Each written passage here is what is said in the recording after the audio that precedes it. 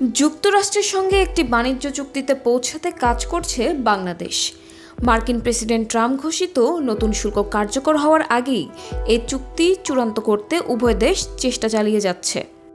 বাংলাদেশের বাণিজ্য সচিব মাহবুবুর রহমান জানান, একটি পারস্পরিক সুবিধার খসড়া চুক্তি তৈরি হয়েছে। তিনি জানান, বাণিজ্য ঘাটতি কমাতে যুক্তরাষ্ট্র থেকে গম, তুলা, তেল ও গ্যাস আমদানি এবং বোয়িং কোম্পানি থেকে 14টি বিমান কেনার পরিকল্পনা রয়েছে।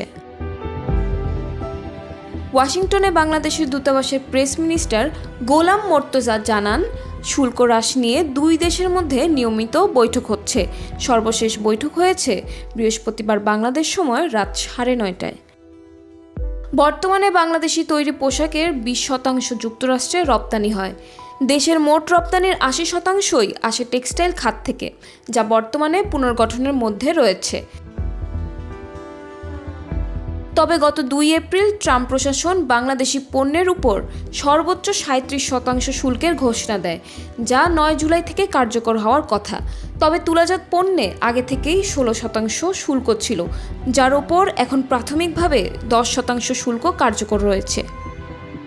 2024 সালে বাংলাদেশ যুক্তরাষ্ট্রে $8.36 বিলিয়ন পণ্য রপ্তানি করেছে এবং আমদানি করেছে $2.21 বিলিয়ন পণ্য। এই ঘাটতি কমাতেই যুক্তরাষ্ট্রের সঙ্গে ঘনিষ্ঠ বাণিজ্য সম্পর্ক গড়ার চেষ্টা করছে বাংলাদেশ সরকার।